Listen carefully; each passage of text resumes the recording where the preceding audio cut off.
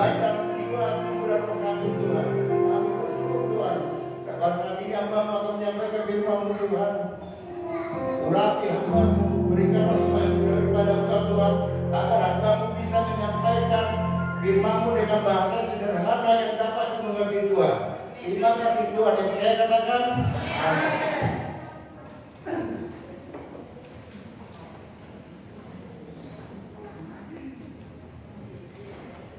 Karena waktu singkat, saya cepat baca ayatnya. Kita buka dulu di 2 Korintus 4 ayat 16 sampai 18. Nah, saya ucapkan salam. Salam. Saya mengambil khotbah membangun manusia roh. 2 Korintus 4 ayat 16 sampai 18. Ini saya baca aja langsung. Sebab itu kami tidak tawar hati. Tetapi meskipun manusia lahiriah kami semakin berosot, namun manusia batiniah kami dibaharui dari sehari ke sehari. Sebab penderitaan ringan yang sekarang ini mengerjakan bagi kemuliaan kekal yang melebihi segala-galanya jauh lebih besar daripada penderitaan kami. Sebab kami tidak memperhatikan yang kelihatan, melainkan yang tak kelihatan. Karena yang tak kelihatan adalah sementara, sedangkan yang tak kelihatan adalah kekal. Kita sering mendengar waktu sekolah dulu mensana incorpore sano. Di dalam tubuh sehat terdapat jiwa sehat. Itu kata filsafat.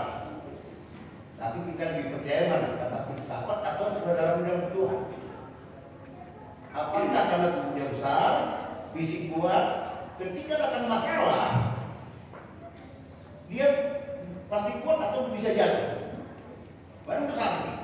Tapi walaupun badannya kecil, masalah datang bersilih berganti, dia tetap kuat menghadapi. Kalau dikatakan sana besar, itu besar, dalam tubuh kuat, berarti kan badan besar. Berarti kalau ada masalah menghadapi dirinya, dia pasti kuat, belum tentu. Badan kecil misalnya, badan kecil. Kayaknya kurang makan, kurus, krempeng, tapi ada masalah, dia tetap kuat menghadapi. Artinya di sini Allah katakan tubuh kita terdiri dari 3 ya, tubuh, jiwa, dan roh. Itu dikatakan di 1 Tesalonika 5 ayat 3. Semoga Allah dan sejahtera memudahkan kamu seluruhnya, dan semoga roh, jiwa, dan tubuhmu terpelihara sempurna dengan tak bercacat pada kedatangan Yesus Kristus Tuhan kita.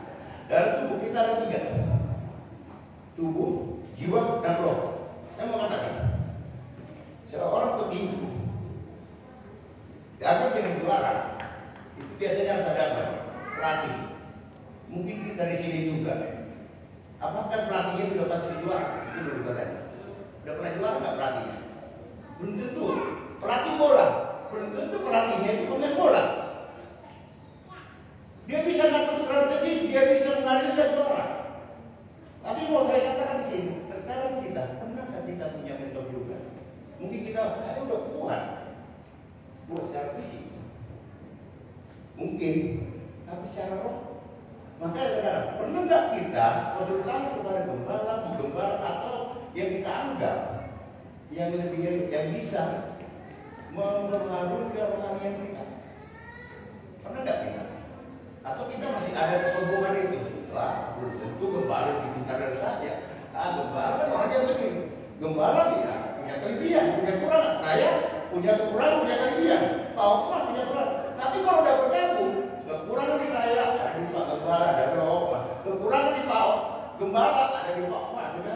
Dan itu yang terjadi sama kita. Gak ada manusia sempurna. Mungkin kita punya masalah, tahu sama lu kan? Minta didoakan.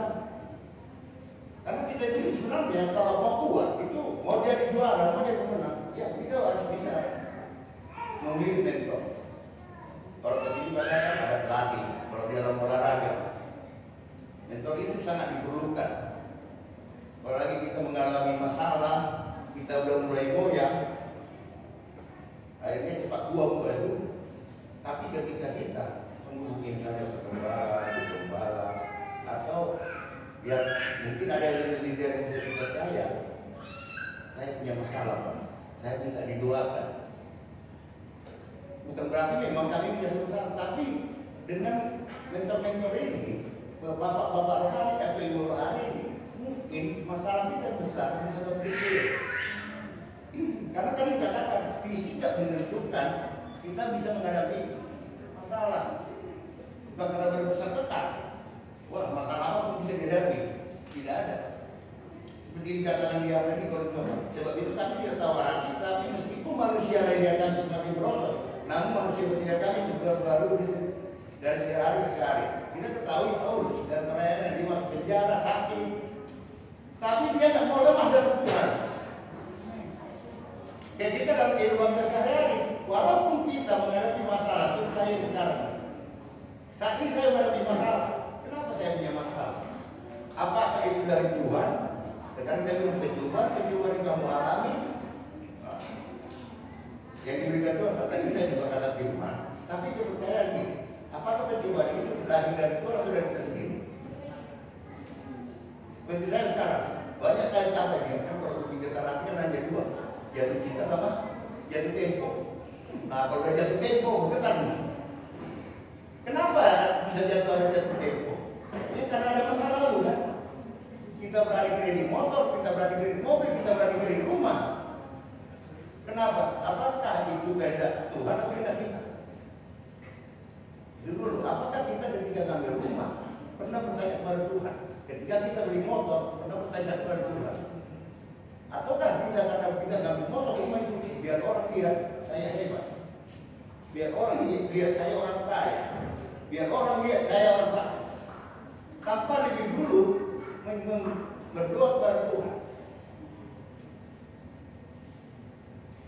Sekarang kita kenapa banyak orang kecewa kepada Tuhan karena apa? Karena ada masalah. Seperti tadi. Kenapa? Karena jiwanya sudah lemah. Makanya kita tadi, ketika kita menghadapi masalah, coba kembali kepada mentor tadi. Ya ada Pak Milianus, ada Bu Yani, ada Bu Derek, Bu Erne, ada Pak Gembala, Bu Gembala. Gak usah malu menurut Bu Yani, karena kami gak akan mungkin membuka rahasia Bapak Ibu. Ketika ada jemaat yang datang, kita kan merasa berkati juga. Ketika masalah jemaat itu selesai, kita juga, dan kita tetap mungkin ya dalam makan dan setiap doa, kita pasti doa dalam doa. Amin. Ini pada kali yang ada masalah dari Tuhan dalam sebelum tidur Tuhan, jemaat saya suka tadi mengalami masalah, patahkan kalau masalah, pasti didoakan. Karena terkadang roh kita ini bisa kalau sempat lemah, itu seorang orang kaya, buat pastikan dia kuat. Udah orang kaya harta besar, banyak orang kaya bunuh diri karena dia juga punya jatuh tempo. Padahal kalau itu misalnya hartanya bisa 5 miliar, utangnya 1 miliar. Banyak tadi yang 1 miliar ini tidak terpikir dia penghasilan sudah kenapa 1 miliar itu utang ini semua. Dia tak terima dari kondisi menyalahkan Tuhan, bunuh diri. Padahal kalau dijual aset ini terbentuk utang. Tapi kenapa terjadi ada yang bunuh diri? Padahal aset seperti saya misalnya, saya punya utang, tapi saya punya aset juga. Tapi karena ada dan korektor dan tadi misalnya nggak sanggup bayar, terkadang melemahkan kita sendiri. Kenapa? Roh kita baru kita berkuat. Amin. Gimana roh kita berkuat? Ya dengan dekat dengan Tuhan. Bisa dengan kalau kita menghadapi masalah, ya puji penyembahan, nyanyi rohani, jangan lagu dunia. Lagu dunia bukan apa? Malah kita semakin lemah. Kita karena rata-rata di dunia itu untuk nangis ada lagi lagu barat. Lagu barat 80% lagu untuk nangis, 20% lagu sukacita. Adalah lagu kesedihan karena tinggal orang tua, kesedihan karena tinggal pacar. Jadi asal nyanyi lagu barat itu seringkali nangis kalau direnungkan. Artinya kalau kita bisa makin lemah, maka di sini mari kita lebih lagi dalam ujian dan penyembahan. Ketika roh Allah bekerja pada kita, ketika kita mengundang hadirat Allah, ketika kita lakukan penyembahan, Roh Kudus sudah bekerja pada kita. Karena dikatakan seperti 23:16, karena Roh Kudus yang ada dalam umat ini. Kita gimana mendengar suara Tuhan? Baru kita belajar firman. Makanan daging apa bagian tubuh, jiwa dan roh bagian tubuh? Asli, minuman agar sehat. Roh yang mendekatkan diri kepada Tuhan, dia menyembah, doa dan firman. Apakah cukup juga kita bayangkan kalau fisik kita ini makan sekali seminggu? Berarti kita ini kan dengan firman Tuhan, baca firman Tuhan sekali seminggu. Coba bayangkan, kita nggak makan satu kali seminggu, kuat nggak? Satu hari 24 jam, pernah nggak kita kasih waktu 10 menit untuk Tuhan, untuk baca firman? Kita jangan sering menyalahkan Tuhan sudah nggak baik sama aku, Tuhan memberi masalah, Tuhan disalahkan, nggak ke gereja, nggak percaya sama hamba Tuhan. Tapi kita bertanya ke gereja ya sekali seminggu, yang sekali seminggu ini khotbah belum tentu didengar, karena khotbah banyak kan pergi keluar, bosan tuh, belum tentu juga lagi, makanya bukan seger, makanya sedikit-sedikit.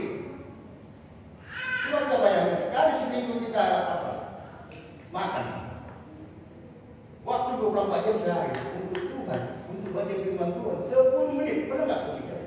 10 menit aja. Habis 10 menit, 20 menit. Kenapa? Karena kita makin disirami, makin dikuatkan, kita semakin harus semakin dekat dengan Tuhan. Dan ketika masalah apapun yang terjadi, Tuhan aku minta maaf, ampuni aku Tuhan. Dulu aku bilang orang, saya hebat, maka saya utang ini. Sekarang pas ini COVID, semua penghasilan berkurang ya, rata-rata berkurang. Seperti saya juga itu berkurang nih. Siapa bisa juga masalah ini yang akan terjadi? Akhirnya apa? Terlalu berat. Kita salahkan Tuhan atau salahkan diri sendiri? Di dalam Paulus, dalam penderitaannya melayani, dikejar, ditangkap, di penjara, sakit, naik perahu, itu tidak apa-apa. Tapi roh pula yang kuat. Roh pula yang memenangkan jiwa-jiwa. Saya mau menangkan jiwa-jiwa, kata Paulus. Rohku makin dikuatkan oleh Tuhan. Seperti yang dikatakan tadi 1 Tesalonika 5 ayat 3, semoga Allah dan sejahtera menguruskan kamu seluruhnya, dan semoga roh, jiwa, dan tubuh terpelihara sempurna dengan tak bercacat pada kedatangan Yesus Kristus Tuhan kita. Kita lebih sering memikirkan yang kelihatan. Orang punya mobil, ingin punya mobil. Orang punya rumah gede, ingin punya rumah gede. Yang kelihatan. Kita lebih cenderung kepada keinginan daging. Orang makan, orang pergi ke puncak, ingin ke puncak. Pergi ke puncak, pulang dari puncak, mikirin, aduh, uang saya tahu udah berapa bulan, 3 bulan, 6 bulan, 7 bulan, habis dalam sekejap. Kebetulan besok seperti ini, COVID. Semua melanda ya, melanda semuanya. Apakah kita salahkan Tuhan juga? Banyak kita yang sering menyalahkan Tuhan. Banyak kita yang tidak mau lagi beribadah. Tuhan tidak tolong saya. Saya sudah berdoa 24 jam. Tetapi kelakuan kita, keinginan daging kita gimana? Apakah bisa kita lawan? Dia juga sih kata, sebab pertandingan yang sekarang ini mengerjakan bagi kami kemuliaan kekal yang melebihi segala-galanya, jauh lebih besar daripada pemerintahan kami. Paulus mengatakan itu. Saya percaya hamba Tuhan pasti lebih kuat daripada jemaat biasa. Amin. Seperti saya ini. Sekarang saya diingatkan dengan masalah saya, harusnya saya ke ibadah. Saya nggak boleh asal saya bilang ibadah. Saya akan kalah. Seperti Paulus dikejar-kejar, belum seberapa yang penderitaan saya alami. Mari kita melayani Tuhan. Itu adalah untuk mengutamakan kita juga. Amin. Ketika kita melayani Tuhan, ketika kita menyerahkan hati kita kepada Tuhan, roh kita akan semakin kuat. Bukan fisik, kita bisa semakin tenang. Tapi banyak juga mungkin kita, kok saya melayani nggak bagus. Mungkin tanya sama Tuhan lagi kembali. Mungkin tanya sama mentor. Karena kehidupan ini kita, karena orang kita pun kaya, nggak ada jaminan masuk surga. Gak ada garansinya kita yang jadi orang kaya masuk surga. Jangan karena orang kaya, oh berkat itu Tuhan itu banyak sama saya, itu kata kita kan. Kalau kita lihat orang kaya itu si A kaya, oh dia orang yang berkati. Pikiran kita, apakah ini tujuan kita? Apakah kehidupan dunia, kehidupan sementara ini? Dan dikatakan gimana? Sebab kami tidak memperhatikan yang kelihatan, mereka yang tak kelihatan, karena yang kelihatan adalah sementara. Kita hidup banyak 70-80 tahun, kadang masuk 90-10. Tapi apa katanya lagi? Selama hidup mengalami penderitaan. Saya percaya tidak ada kita salah satu orang di sini nggak punya masalah. Kita nggak punya masalah, bisa diluangkan di sini. Tapi tak masuk dulu. Dan hanya orang mati nggak punya masalah. Selesai semua masalah. Segala penyakit udah selesai semua. Hanya satu punya terjadi mati. Mau mati? Berarti selama hidup wajib punya masalah.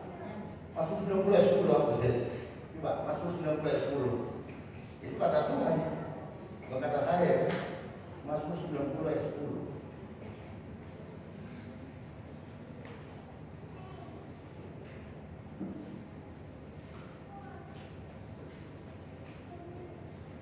Masa hidup kami 70 tahun dan jika kami kuat 80 tahun.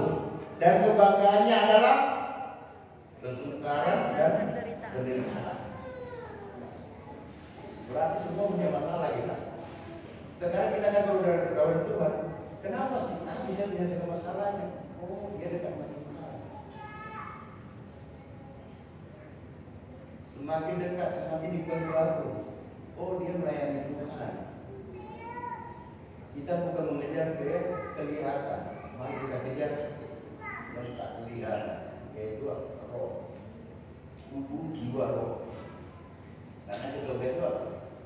Jiwa dan roh. Kalau tubuh dari tanah kembali ke tanah.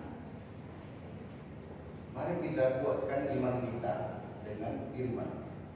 Kita coba mulai. Tapi kalau bisa, saya mau nyatakan dari Kejadian itu harus baca cepat sampai ke Wahyu.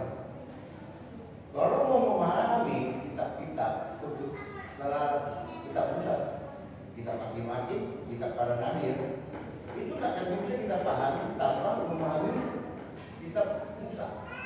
Sama dengan kitab Injil, Matius, Lukas, Yohanes. Ini akan dapat kita pahami apabila kita memahami kitab sebelumnya. Misalnya seperti Yesus, Raja Daud, dari keturunan Daud. Karena kita baca kitab sebelumnya. Apakah Yesus itu Tuhan atau Nabi? Baca dari kitab Musa. Siapakah Nabi dalam kitab Musa? Siapa Yesus? Yesus itu keturunan Yehuda. Di dalam kitab Musa, Nabi itu dari suku Lewi. Apakah ada Yesus itu Nabi? Ya kemarin kita bertanya, Yesus itu Nabi. Jangan mau dibilang Nabi, karena dia bukan dari suku Lewi. Seperti dikatakan Elisabeth, keturunan Harun. Makanya Zakaria jual juga itu Nabi. Memang keturunan Harun. Harun suku Lewi. Baca lagi kitab Musa. Tapi itu tidak dapat tadi. Saya mau katakan, mulailah dari Kejadian. Tapi baca pelan-pelan. Minta sebelum apa? Baca firman Tuhan. 10 menit aja duluan. Tuhan berikan hikmah, Tuhan berikan kuatan. Roh setan-setan yang disikis, roh kegelapan yang mengganggu saya untuk membaca firman ini dipatahkan. Karena memang benar, iblis nggak mau kita itu bisa baca firman Tuhan. Cuma baca satu pasal mungkin. Masuk besok lagi, masuk pasal 2. Karena itu apa? Iblis tidak suka kita dekat dengan Tuhan. Tapi gimana? Ya, kuatkan roh kita lagi. Tuhan, roh ngantuk, patahkan dan Yesus.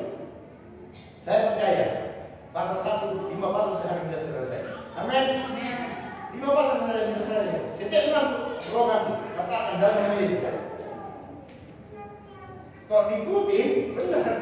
Jadi, saya percaya dari coba ya. Saya mau baca kita dari Kejadian.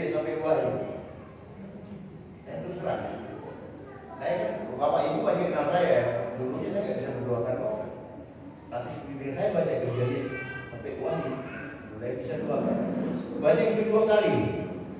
Pada saat di kitab para rasul, saya merasakan kekuatan bertambah. Jujur, waktu baca kedua di kitab para rasul, kayaknya badanku makin enteng. Kayaknya nanti aku mendoakan kuasa Tuhan itu, kuasa dari Roh Kudus itu lebih kuat. Disampaikan dalam kamu akan menerima kuasa apabila Roh Kudus turun atas kamu. Kenapa? Karena firman itu sudah kita tanam.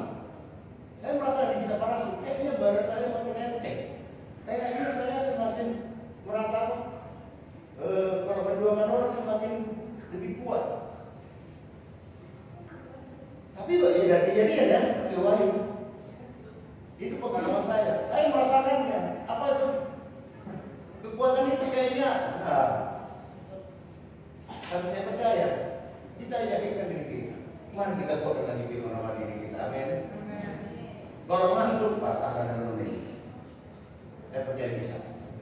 Saya mau memaafkan roh saya. Segala masalah, segala persoalan akan saya hadapi bila Tuhan menyertai saya. Amin. Daud bisa kalah Goliat. Daud yang pada kecil, Goliat pada besar. Orang sudah katakan, jangan, jangan dilihat. Ternyata ada sekali kita Goliat mati. Kenapa? Apa kata Daud?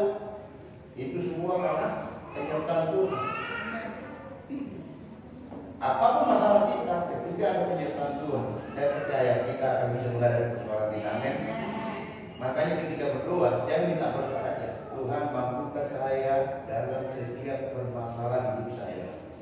Tuhan, urapi saya Tuhan, agar saya biarlah Roh Kudus-Mu bekerja pada diri saya, agar saya bisa menyelesaikan persoalan saya. Permasalahan apapun akan bisa kita hadapi apabila roh yang ada pada kita itu semakin dekat dengan roh Tuhan. Kenapa yang mati sudah habis? Karena dia punya jiwa dan tubuh doang. Lebih kita punya roh. Karena roh ini adalah roh untuk berhubungan dengan Allah. Binatang nggak punya roh, tidak punya jaringan untuk Allah. Kita diberikan roh agar kita bisa berhubungan dengan Allah. Dan kita diciptakan segambar dan serupa dengan Allah. Di Kejadian 1 ayat 27. Baiklah kita ciptakan manusia itu serupa dengan kita. Jadi tiga itu Bapa, Allah, Yesus Tuhan, Roh Kudus.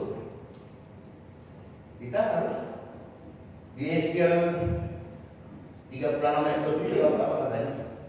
Rohku akan kuberikan Rohku akan kuberikan diam di dalam batinmu, dan aku akan membuat kamu hidup menurut segala ketetapanku dan tetap berpegang pada peraturan-peraturanku dan melakukannya. Di mana kita melaksanakan perintah Tuhan, perintah Tuhan juga kita tahu. Di mana kita dapat jadi Tuhan berkat, sementara kita nggak tahu perintah Tuhan. Abraham hanya dengan apa? Perintah.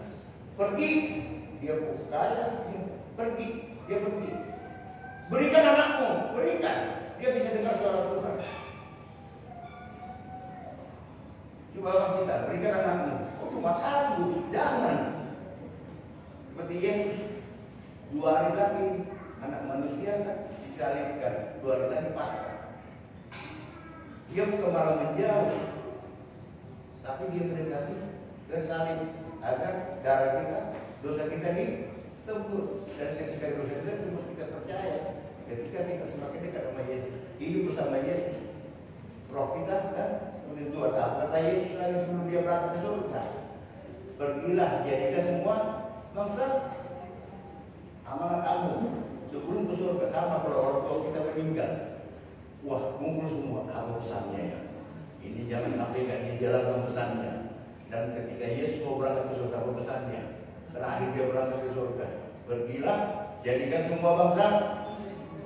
Mari kita melayani Tuhan. Saya percaya roh kita akan semakin kuat dan menyala-nyala ketika kita kuat dan puji penyembah di firman dan melayani Tuhan. Amin. Masalah, semua orang punya masalah.